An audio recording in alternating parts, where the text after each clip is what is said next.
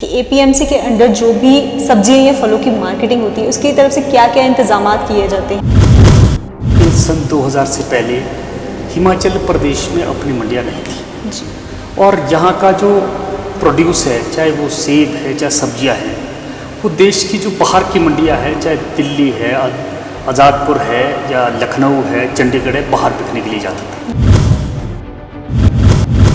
लेकिन 1998 में जब भारतीय जनता पार्टी की सरकार आई, हिमाचल प्रदेश में इस दिशा में प्रयास किया गया, बड़ी मात्रा में यहाँ उत्पाद होता है तो क्यों ना यहाँ मंडियाँ खुली जाए।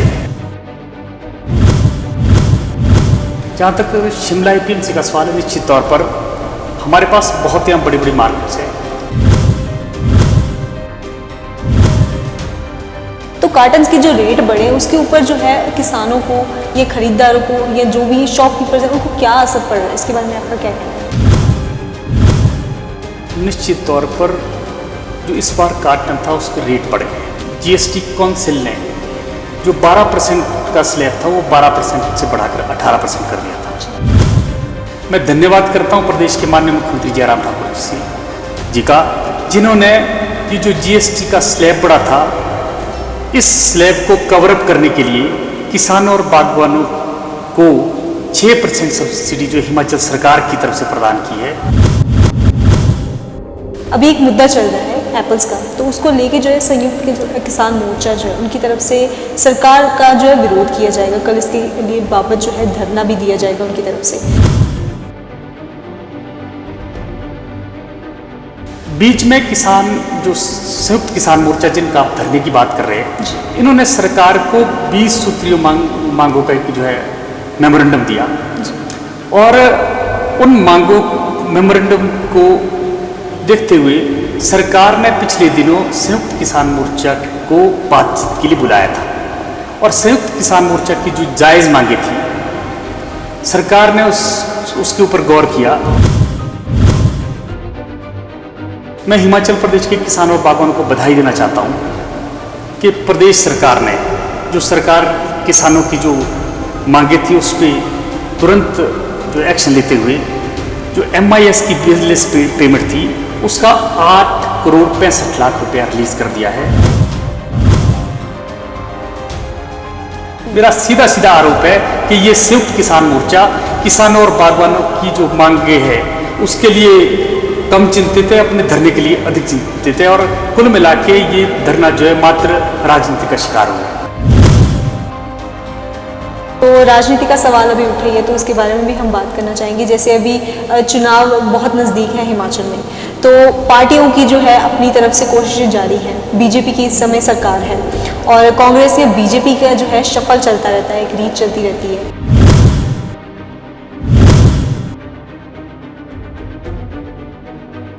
मुझे लगता है पिछला कोई भी इतिहास उठा के देख लो, इस प्रकार की जन कल्याणकारी योजनाएं कभी नहीं बनी। और मैं तो कह सकता हूं कि हिमाचल प्रदेश में माननीय जयराम ठाकुर जी के नेतृत्व में पूरे देश में ऐसी पहली सरकार होगी जहां शिक्षा फ्री, जहां स्वास्थ्य फ्री, जहां बिजली फ्री, जहां पानी फ्री। और भी एक पार्टी इस समय जो है दस्तक दे रही है चुनाव में, आम आदमी पार्टी। तो आम आदमी पार्टी का जैसे अभी हम देख सकते हैं कि बहुत एक ऐतिहासिक जो है उसकी जीत हुई है पंजाब में, पंजाब के चुनाव में। तो क्या आपको लगता है कि आम आदमी पार्टी जो है यहाँ पे अपना जो है पैर जमा पाएगी? लेकिन हिमाचल प्रदेश में आपके ध्यान में होगा कि जो आम आदमी पार्टी का पूरा प्रदेश का जो इकाई थी वो पूरे की पूरी इकाई ही उनको छोड़कर भारतीय जनता पार्टी में शामिल हुई। नमस्कार, स्काई न्यूज हिमाचल देख रहे सभी दर्शकों का बहुत बहुत स्वागत है। मैं हूं जसवीन कौर। आज हम बात करने जा रहे हैं एपीएमसी शिमला और किन्नौर के बारे में। जानकारी के लिए आपको बता दें कि एपीएमसी शिमला और किन्नौर की तरफ से जो भी मंडियों में सब्जियां या फलों की मार्केटिंग की जाती है वो सारा एपीएमसी के अंडर होता है। इस मामले में हम पूरी जानकारी लेंगे और इस मामले में क्या क्या बातें हैं, इस मामले से जुड़ी हुई क्या और बातें हैं, इसके पक्ष में बात करने के लिए हमारे साथ जुड़े हुए हैं एपीएमसी के चेयरमैन नरेश शर्मा जी। आइए स्वागत करते हैं उनका। नमस्कार सर, स्वागत है आपका स्काई न्यूज हिमाचल पे। धन्यवाद सर। हम आपसे पूछना चाहते हैं कि एपीएमसी के अंडर जो भी सब्जियां या फलों की मार्केटिंग होती है उसकी तरफ से क्या क्या इंतजामात किए जाते हैं एपीएमसी की तरफ से? देखिए, जहाँ तक एपीएमसी का सवाल है, निश्चित तौर पर मैं कहना चाहता हूं कि सन 2000 से पहले हिमाचल प्रदेश में अपनी मंडियां नहीं थी जी। और यहाँ का जो प्रोड्यूस है, चाहे वो सेब है, चाहे सब्जियां हैं, वो देश की जो बाहर की मंडियां है, चाहे दिल्ली है, आज़ादपुर है या लखनऊ है, चंडीगढ़ है, बाहर बिकने के लिए जाता था। निश्चित तौर पर यहाँ के किसानों और बागवानों को वहाँ पर जाना पड़ता था, उनसे लूटपाट होती थी और मनमाने रेट जो है उनको थोपे जाते थे। लेकिन 1998 में जब भारतीय जनता पार्टी की सरकार आई, हिमाचल प्रदेश में इस दिशा में प्रयास किया गया कि हिमाचल प्रदेश किसानों और बागवान जो है बहुत बहुल है और यहाँ का जो प्रोड्यूस है, चाहे वो सेब है, चाहे ऑफ सीजन वेजिटेबल है, बड़ी मात्रा में यहाँ उत्पाद होता है, तो क्यों ना यहाँ मंडियाँ खुली जाए। तो इस दिशा में प्रयास किया गया और आज मैं कह सकता हूँ कि हिमाचल प्रदेश में किसान और जो बागवान है वो अपना जो उत्पाद है वो लोकल मंडियों में बेच सकते हैं। जहाँ तक शिमला एपीएमसी का सवाल है, निश्चित तौर पर हमारे पास बहुत यहाँ बड़ी बड़ी मार्केट्स है। भट्टा के ऊपर यहाँ बड़ी मार्केट है, हमारे पास पराला में बड़ी मार्केट है, मेहंदली में हमारे पास बड़ी मार्केट है और किन्नौर में टापरी में भी हमारे पास बड़ी मार्केट है। इसी प्रकार हमारे पास सारी छोटी बड़ी जो 12 मंडियाँ है वो काम कर रही है और यहाँ पर जो किसान की उपज है वो यहाँ बिकने के लिए आती है और बहुत अच्छे दाम किसानों और बागवानों को मिलते हैं। और उसका बड़ा फ़ायदा ये भी है कि किसान बागवान सुबह घर से चलता है, दिन को अपनी सब्जी और सेब बेच के शाम को घर वापस आ जाता है और इस प्रकार की सुविधा जो है एपीएमसी शिमला और किन्नौर यहाँ दे रही है। जी। सर, जो कार्टन्स वगैरह के जो रेट बढ़े, क्योंकि जाहिर सी बात है वेजिटेबल्स या फ्रूट्स जो हैं जो भी ये बेचे जाते हैं कार्टन्स वगैरह में पैक होके जाते हैं, तो कार्टन्स की जो रेट बढ़े उसके ऊपर जो है किसानों को या ख़रीदारों को या जो भी शॉपकीपर्स हैं उनको क्या असर पड़ रहा है, इसके बारे में आपका क्या कहना है? देखिए, ये जब सीज़न शुरू हुआ तो सीज़न शुरू होते ही निश्चित तौर पर जो इस बार कार्टन था उसके रेट बढ़ गए। जी। उसके बहुत सारे कारण थे। एक कारण ये भी होगा कि शायद रॉ मटेरियल भी महंगा हुआ होगा, लेकिन एक बड़ा कारण ये भी था कि कार्टन पे जो जीएसटी काउंसिल ने जो 12% का स्लैब था वो 12% से बढ़ाकर 18% कर दिया था और इस वजह से कार्टन के रेट बढ़ गए थे। लेकिन किसानों और बागवानों की डिमांड पर और हमने भी यहाँ वरिष्ठ मंत्री श्री सुरेश भारद्वाज जी के नेतृत्व में माननीय मुख्यमंत्री जी से निवेदन किया था कि ये किसानों और बागवानों को जो जीएसटी का बड़ा हुआ स्लैब है इसमें राहत देनी चाहिए। मैं धन्यवाद करता हूँ प्रदेश के माननीय मुख्यमंत्री जयराम ठाकुर जी का, जिन्होंने ये जो जीएसटी का स्लैब बढ़ा था इस स्लैब को कवरअप करने के लिए किसानों और बागवानों को 6% सब्सिडी जो हिमाचल सरकार की तरफ से प्रदान की है और निश्चित तौर पे इससे कार्टन के रेट में जो फ़र्क पड़ेगा। जी बिल्कुल। अभी एक मुद्दा चल रहा है एप्पल्स का, तो उसको लेके जो है संयुक्त किसान मोर्चा जो है उनकी तरफ से सरकार का जो है विरोध किया जाएगा। कल इसके लिए बाबत जो है धरना भी दिया जाएगा उनकी तरफ से, तो इसके बारे में आपका क्या कहना है? देखिए, जहाँ तक किसान जो संयुक्त मोर्चा उसके धरने और उसके विरोध का प्रदर्शन है, जब एप्पल सीज़न शुरू हुआ तो किसानों और बागवानों की तरफ से कुछ डिमांड्स आई। जैसे ये कार्टन का रेट बढ़ा था। दूसरा ये विषय था कि किसानों और बागवानों को हिमाचल प्रदेश में जो कीटनाशक दवाइयाँ हैं उसके ऊपर हॉर्टिकल्चर डिपार्टमेंट जो है वो सब्सिडाइज रेट पे उसको प्रोवाइड कराता था, लेकिन बीच में उसको बंद कर दिया था। तो किसानों और बागवानों की भी बड़ी मांग थी और साथ ही साथ यहाँ पर जो सी ग्रेड का जो फ्रूट है वो MIS के माध्यम से सरकार की एजेंसियाँ HPMC और हिमफेड खरीदती है और उसकी जो है किसानों और बागवानों की पेंडिंग पेमेंट्स थी। एक और इशू भी था कि यहाँ पर CA स्टोर लगे हैं। उस CA स्टोर में जो CA स्टोर के मालिक है वो सिर्फ अपनी प्रोक्योरमेंट करते हैं, उसमें किसानों और बागवानों को भी जो है लीज पर जो है उनको आउट करना, ये भी एक बड़ी डिमांड थी। और इसके साथ साथ सरकार यहाँ पर ओलों से बचने के लिए एंटी हिलगन और ऐसे कृषि से जुड़े उपकरण सब्सिडी पर देती है, उसकी जो सब्सिडी थी वो भी पेंडिंग पड़ी थी। ऐसी बहुत सारी मांगों को लेकर किसानों और बागवानों की तरफ से जो है विरोध आ रहा था। बीच में किसान जो संयुक्त किसान मोर्चा जिनका आप धरने की बात कर रहे हैं, इन्होंने सरकार को 20 सूत्रीय मांगों का एक जो है मेमोरेंडम दिया और उन मांगों मेमोरेंडम को देखते हुए सरकार ने पिछले दिनों संयुक्त किसान मोर्चा को बातचीत के लिए बुलाया था और संयुक्त किसान मोर्चा की जो जायज़ मांगे थी सरकार ने उसके ऊपर गौर किया और जो किसानों और बागवानों को राहत दी जा सकती थी वो राहत सरकार ने देने की कोशिश की। और मैं कह सकता हूँ कि हिमाचल प्रदेश पूरे देश का ये पहला राज्य होगा जिसने जीएसटी के स्लैब की हाइक के बदले सब्सिडी प्रदान किए। पूरे देश में ऐसा नहीं हुआ होगा। दूसरा विषय ये था कि आज हिमाचल प्रदेश के मुख्य सचिव की अध्यक्षता में एक बैठक हुई। उसमें सरकार के सीनियर ऑफिसर्स थे, हम लोग भी थे, मार्केटिंग बोर्ड भी था और किसानों और बागवानों के रिप्रेजेंटेटिव थे और साथ में संयुक्त किसान मोर्चा के प्रतिनिधियों को भी बुलाया गया था। लेकिन दुर्भाग्यवश जो संयुक्त किसान मोर्चा जो विरोध दर्ज करा रहा है वो उस बैठक में नहीं आया। लेकिन मैं हिमाचल प्रदेश के किसानों और बागवानों को बधाई देना चाहता हूँ कि प्रदेश सरकार ने जो सरकार किसानों की जो मांगे थी उस पर तुरंत जो एक्शन लेते हुए जो MIS की बिजनेस पेमेंट थी उसका 8 करोड़ 65 लाख रुपया रिलीज कर दिया है और HPMC और हिमफेड को यह आदेश दिए है कि 1 हफ्ते के अंदर वो किसानों के खाते में आ जाना चाहिए जी। दूसरा,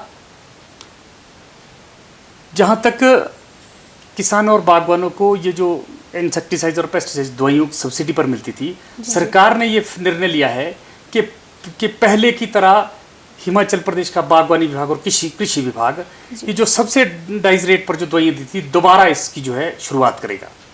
तीसरा इशू जो CA स्टोर वाला इशू था, हर बार किसान और बागवान मांग करते थे कि भी CA स्टोर में किसानों और बागवानों की भागीदारी होनी चाहिए और जब ये CA स्टोर बने थे इसमें जो एग्रीमेंट हुआ था उसमें 30% जो है किसानों और बागवानों के लिए रिजर्वेशन थी लीज आउट की वो फुलफिल नहीं कर पा रहे।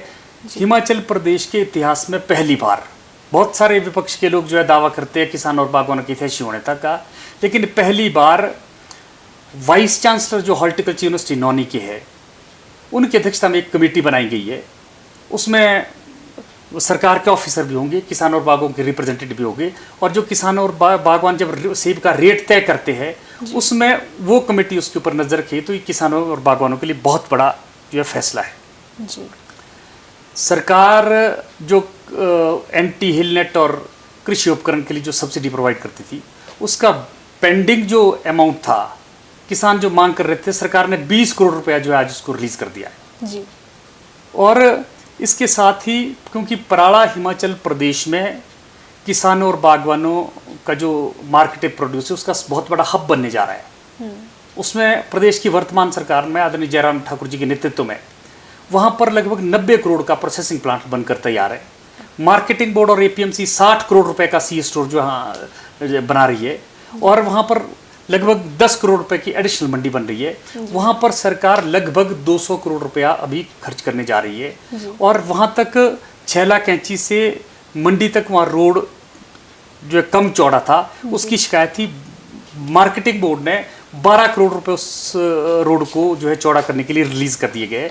मुझे लगता है कि किसानों और बागवानों की जो जायज़ मांगे थी वो सरकार ने रिजॉल्व की है। जब संयुक्त किसान मोर्चा को ये पता लगा कि अधिकतर मांगे मान ली गई है, अगर हम मुख्य सचिव की अध्यक्षता में होने वाली बैठक में आज जाएंगे तो हमारे पास धरने का कोई बहाना नहीं रह जाएगा। मेरा सीधा सीधा आरोप है कि ये संयुक्त किसान मोर्चा किसानों और बागवानों की जो मांगे है उसके लिए कम चिंतित है, अपने धरने के लिए अधिक चिंतित है और कुल मिला के ये धरना जो है मात्र राजनीति का शिकार हो जाएगा। राजनीति का शिकार जी।